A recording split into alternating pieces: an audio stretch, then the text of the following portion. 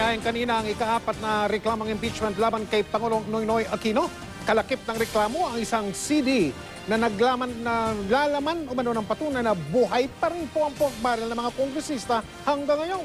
Nakatutok si Sherian Torres.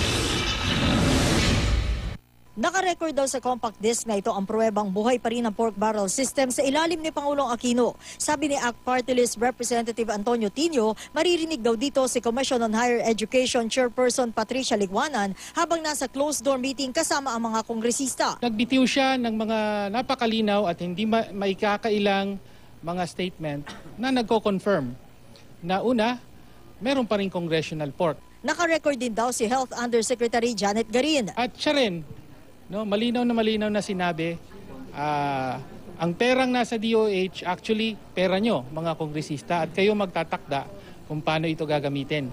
Ang PDAF o Priority Development Assistance Fund ay idineklara ng unconstitutional ng Korte Suprema. Kaya sabi ni Tino, ang mga pahayag daw ni Liguanan at Garin, patunay daw ng paglabag dito ng Aquino administration. Ito ang basehan ng inihaing impeachment complaint ni Tino kasama ang 16 na kinatawan ng iba't ibang grupo sa akademya. Pero isa sa malaking kwestiyon na lumutang kanina sa pagpapakita ng ebidensya ng mga complainants ay yung tanong kung wala bang nalabag dito na anti-wiretapping law provision. Sa ilalim kasi ng RA 4200 o yung anti-wiretapping law, isa sa mga probisyon ang nagsasabi na bawal mag-record ng pag-uusap kung walang consent ang mga taong sangkot dito.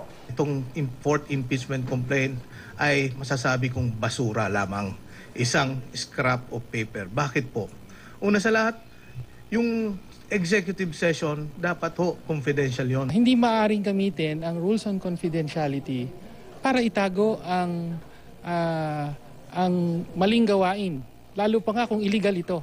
Ang Party List Coalition Foundation na aminadong taga-suporta ng Pangulo, sinabing nabanggit man daw sa pulong ang PDAF, bagong guidelines daw sa pagtulong ang pinag-usapan nila roon. Atin na lang, kung may budget ang Department of Health, Department of Education, meron kaming nagre-request sa amin ng tulong, scholarship, medical attention sa mga ospital, nagre-recommend na lang kami.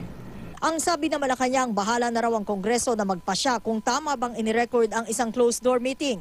We will let the impeachment complaint, the impeachment proceeding take its course in Congress. Kanina formal nang inendorso sa plenaryo ang naunang 3 impeachment complaint laban sa Pangulo.